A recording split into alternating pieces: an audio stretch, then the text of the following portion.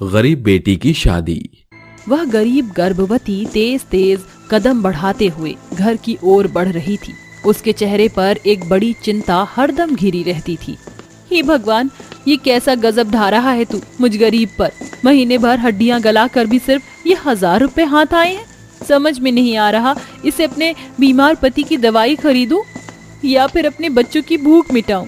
ऐसे दिन दिखाने से बढ़िया तो तू मेरी मिट्टी ही उठा लेता। आटे दाल का भाव इस कदर आसमान छू रहा है कि 1000 रुपए में बस हफ्ते भर ही चूल्हा जलेगा। उसके बाद फिर मुझ गरीब के घर का चूल्हा उदास पड़ जाएगा। जहाँ एक और अमीरों के घर में प्रेग्नेंट औरतें अपने आरामदायक छत के नीचे अपने ऐशो आराम के तहत दिन बिताती हैं, वहीं एक गरीब गर्भवती के लिए कहाँ कुछ बदलता है। लता के साथ भी ऐसा ही था। वह पहले ही 3 बच्चों की माँ थी। उसकी बड़ी बेटी कुमुद अब शादी के लायक हो चली थी।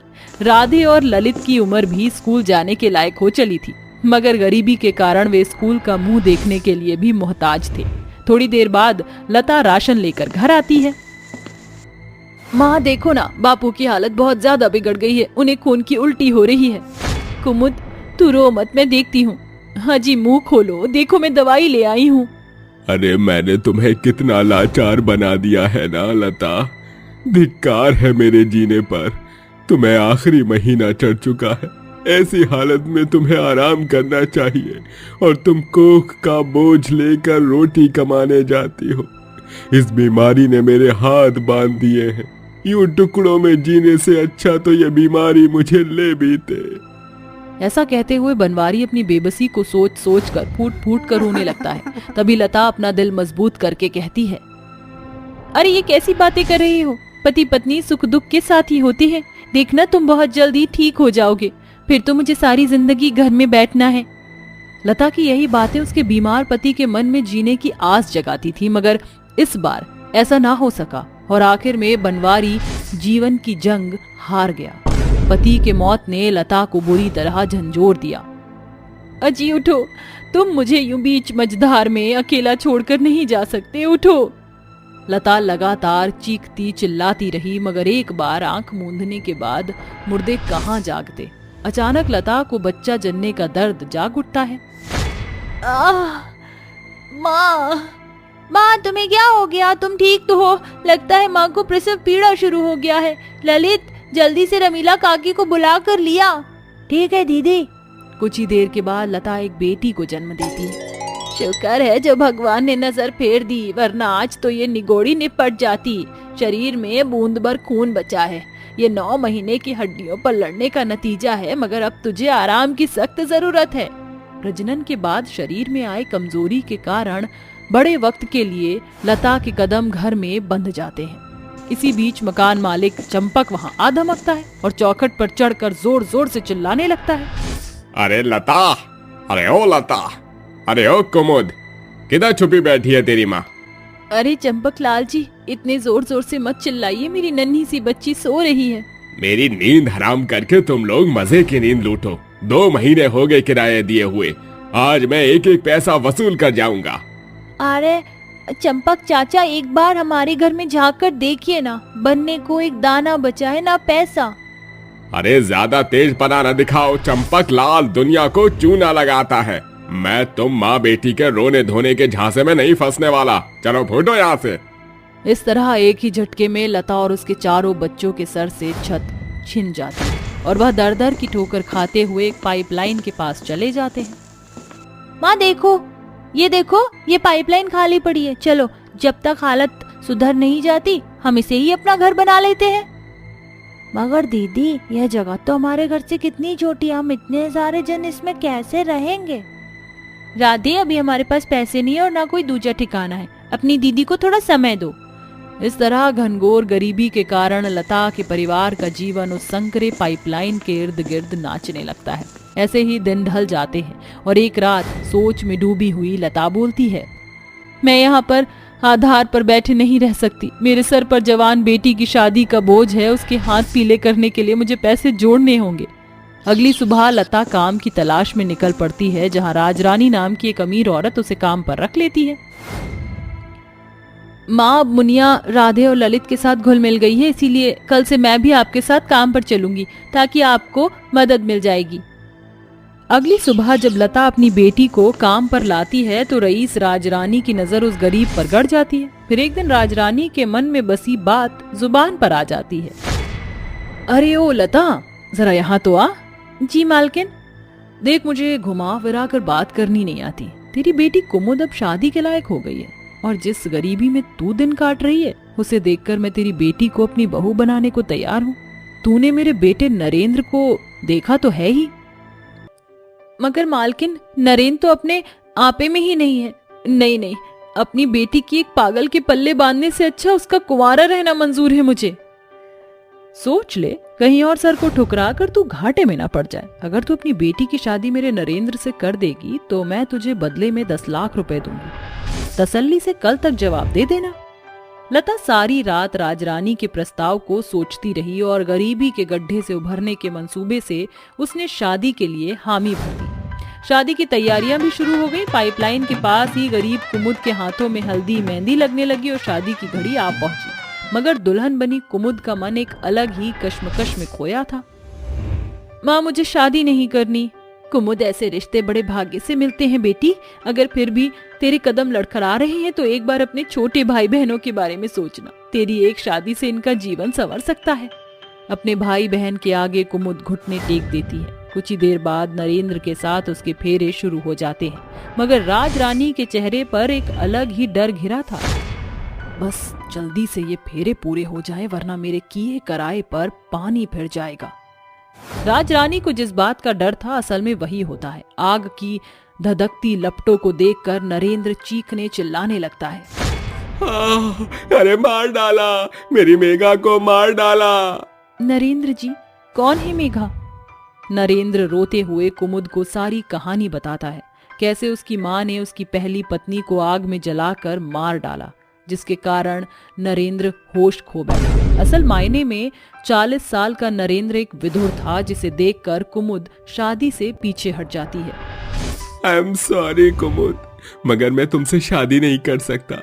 अगर आज मेरी मेघा जिंदा होती तो तुम्हारे बराबर की मेरी बेटी होती। भगवान का शुक्र है कि समय रहते मैं अपने पागलपन से बाहर आ गया, मगर इस समाज में मैं तुम्हारी बदनामी नहीं होने दूंगा। अब से तुम्हारा जिम्मा मैं उठाऊंगा। नहीं साहब, इसकी कोई जरूरत नहीं है। समय रहते सच मेरे सामने आ गया, बस यही बहुत है। वैसे भी हम गरीबों के घर आई हुई बारात भी लौट जाती है। चलो माँ। आखिर में गरीब कुमुद की शादी टूट जाती है और अपने खरे स्वभाव के कारण उसे एक अच्छे घर में काम मिल जाता है, जिससे उनके सर से चीनी छत भी लौट आती है और वह अपने भाई बहनों को स्कूल में दाखिला दिलाकर परिवार का भार संभालने लगती है। सुप्रिया, मैं तुमसे बहुत प्यार करता हूँ। मैं तुम्हारे बिना नहीं रह सकता। मेरी माँ ने मेरी शादी जबरदस्ती एक काली लड़की से करवा दी है। मुझे तो उसे देखना भी पसंद नहीं है। अरे यार, अब हम दोनों को शादी कर लेनी चाहिए, क्योंकि इस तरह तो वो काली कलूटी घर से जाएगी नहीं। जब उसकी सौतन घर पर आएगी तो उसके पास और कोई चारा नहीं होगा। कैलाश अपनी गर्लफ्रेंड सुप्रिया से बात कर रहा होता है, वहीं दूसरी तरफ उसकी माँ उर्मिला अपनी बहू काजल के साथ बैठकर बात कर रही होती है। अरे बहू, तूने ये क्या हालत बना रखी है अपनी। देख, एक औरत को अपने पति को काबू करना आना चाहिए, नहीं तो पति हाथ से निकल जाता है। माँ जी, आप ये कैसी बातें कर रही हो भला? मैं ये सब कैसे करूंगी? और फिर कैलाश जी जब मेरे सामने आते हैं तो मुझे तो उन्हें देखते ही शर्म आ जाती है। अरे देख, तू उसे थोड़ा अपनी तरफ खींच, नहीं तो वो तेरे लिए कोई गोरी सौतन उठा के ले आएगा। अगर ऐसा हुआ तो माँ जी, आप मेरे साथ हो ना, हम दोनों मिलकर उस लड़की को भगा देंगे। अरे बहू, तू तो बहुत भोली है। तू नहीं जानती कि आजकल की लड़कियां मर्दों को कैसे रिझा लेती हैं। उर्मिला ऐसा कह ही रही होती है कि तभी अचानक से उसके दरवाजे पर कोई दस्तक देता है। माँ जी, आप रुकिए जरा, मैं देख कर आती हूँ दरवाजे पर कौन है। शायद कैलाश जी आ गए होंगे। ऐसा सोचकर काजल दरवाजा खोलने के लिए जाती है। दरवाजे पर कैलाश सुप्रिया के साथ खड़ा होता है। सुप्रिया की मांग में सिंदूर और कैलाश के गले में माला देखकर काजल को यह समझने में देर नहीं लगती कि उसका पति कैलाश उसके लिए एक गोरी सौतन लेकर आया है। अरे तुम यहाँ क्या कर रही हो? जाओ, मेरी माँ को बुलाकर लेकर आओ। उन्हें कहो कि उनका बेटा उनके लिए बहू लेकर आया है। हाय मुरी दैया, ये सब क्या देख रही हूँ मैं? कैलाश जी, आप तो मेरे पति हो और फिर आप मेरे होने के बावजूद भी किसी और से शादी कैसे कर सकते हो? तभी वहां पर उर्मिला आ जाती है और कहती है, अरे निकम्मे, ये किस लड़की को उठाकर ले आया है तू घर पर? अरे जरा इसके कपड़े तो देख, लग रहा है जैसे चूहियों ने कुतर दिए हैं। ओहो माँ जी, ये कौन से जमाने की बातें कर रही हो आप? ये तो आजकल का फैशन है, फैशन। चुप कर जा गोरी छिपकली, तुझे क्या लगता है कि तू मेरे पति को फंसा लेगी और मैं चुप रहूंगी? अजय, आपने ये सोच भी कैसे लिया कि आप मेरी सौतन घर ले आओगे और मैं चुप रहूंगी? अरे मुझे सीधी सादी मत समझना। कैलाश काजल का काली का रूप देखकर हैरान रह जाता है और उससे कहता है, देखो मुझे तुम बिल्कुल भी पसंद नहीं हो, तुमसे मेरी शादी जबरदस्ती करवाई गई है। अरे मैं इतना गोरा हूँ तो मेरी पत्नी भी गोरी ही होनी चाहिए ना। मैं सुप्रिया से बहुत प्यार करता हूँ और आप लोगों ने ये स्वागत किया है मेरी पत्नी का। कैलाश, इससे अच्छा तो हम दोनों मेरे घर पर चलते, कम से कम मेरी माँ हमारा स्वागत तो अच्छे से करती। कैलाश सुप्रिया का हाथ पकड़कर उसे अपने कमरे में ले जाता है और कमरे का दरवाजा बंद कर देता है। ये सब देखकर काजल रोते हुए अपनी सास से कहती है, अरे माँ जी, ये सब मैं क्या देख रही हूँ? आप मुझे अपनी पसंद से लेकर आई थी क्या? कैलाश जी को मैं पसंद नहीं थी। अब मैं अपनी सौतन के साथ एक ही घर की छत के नीचे कैसे रह सकती हूँ? अरे बहू, चिंता क्यों करती हो? इस गोरी छिपकली को तो हम चुटकियों में यहाँ से भगा देंगे। जैसा मैं कहती हूँ वैसा कर और मेरे साथ मिलकर इस छिपकली का अच्छे से स्वागत कर। दोनों सास बहू उस दिन के बाद से सुप्रिया के पीछे पड़ जाती हैं।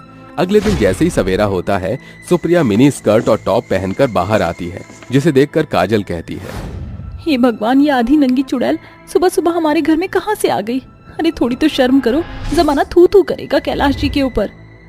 अरे तुम ये कैसी बातें कर रही हो? कैलाश जी तो मुझे ऐसे कपड़ों में देखकर बहुत खुश होते हैं।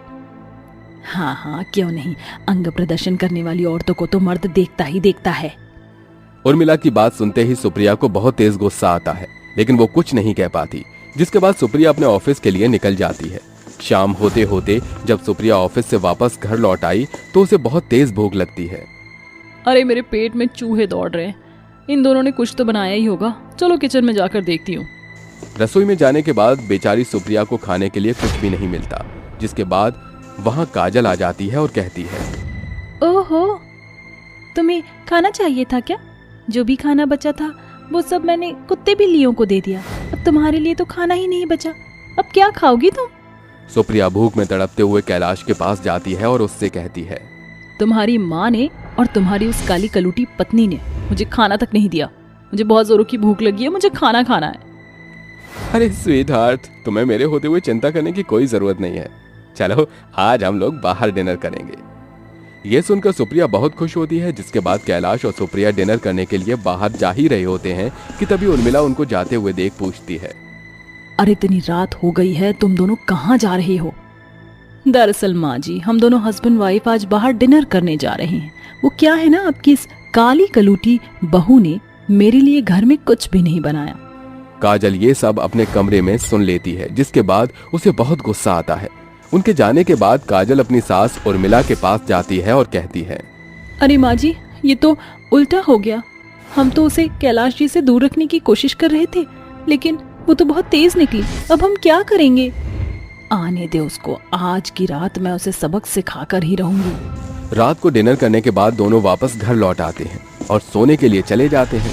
उन दोनों के सोने के बाद उर्मिला एक छोटा सा पिंजरा लेकर आती है, जिसमें कई सारे चूहे बंद होते हैं। वो अपनी बहू काजल के साथ मिलकर उन चूहों को सुप्रिया के ऊपर छोड़ देती है और चुपके से वहां से चली जाती है। रात भर चूहों के डर से सुप्रिया सो भी नहीं पाती। वहीं दूसरी तरफ कैलाश गहरी नींद में सो जाता है। अरे कैलाश, उठो उठो ना, देखो यहाँ पर इतने सारे चूहे हैं, ऊपर से ये सभी चूहे मेरे ही बिस्तर पर कूद रहे हैं। मुझे बहुत डर लग रहा है। कैलाश उठो ना।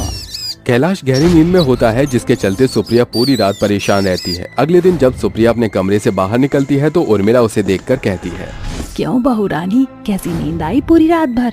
सुप्रिया सब कुछ समझ जाती है, जिसके बाद वो कैलाश को ये सब बताती है, लेकिन कैलाश उसकी बात का विश्वास ही नहीं करता और वो सुप्रिया से कहता है, अरे तुम्हें कोई गलत फहमी हुई है। अरे वो काली जरूर है, लेकिन इतनी चालाक नहीं कि वो तुम्हें परेशान कर सके। मैं उसे बहुत अच्छे से जानता हूँ, वो बिल्कुल भीगी बिल्ली है।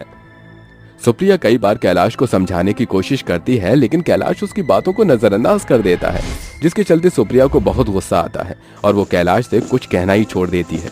वहीं दूसरी तरफ उसके ऑफिस में एक स्मार्ट और हैंडसम लड़का आता है, जिसके बाद सुप्रिया उससे अपनी बातचीत बढ़ाना शुरू करती है। एक दिन सुप्रिया अपने आप से कहती है, अरे मैं कब तक इस काली कलूटी और इस डेंजरस सास को झेलूंगी। ये सब मेरे बस की नहीं है। इससे अच्छा तो मैं किसी अमीर लड़के को पटा लेती हूँ। कम से कम मैं उसके साथ खुश तो रहूंगी और फिर इतने ड्रामे भी नहीं होंगे मेरे साथ। देखते ही देखते सुप्रिया अपने ऑफिस के एक लड़के के साथ शादी करके भाग जाती है। जैसे ये बात कैलाश को पता चलती है, वो रोते हुए अपनी माँ और अपनी पत्नी काजल के पास आता है। मुझसे गलती हो गई, मुझे माफ कर दो काजल। तुम काली हो लेकिन तुमने मुझे छोड़ा नहीं। सुप्रिया ने तो 2 दिन में ही मुझे छोड़ दिया। मुझे अपनी गलती का पछतावा है। अरे बहू, शाम का भूला सुबह जब घर वापस लौट आए तो उसे भूला नहीं कहते। तू भी अपने गिले शिकवे को मिटा दे और कैलाश के साथ खुशी खुशी अपने जीवन की शुरुआत कर। काजल कैलाश को माफ कर देती है, जिसके बाद काजल और कैलाश दोनों एक साथ खुशी खुशी रहने लगते हैं।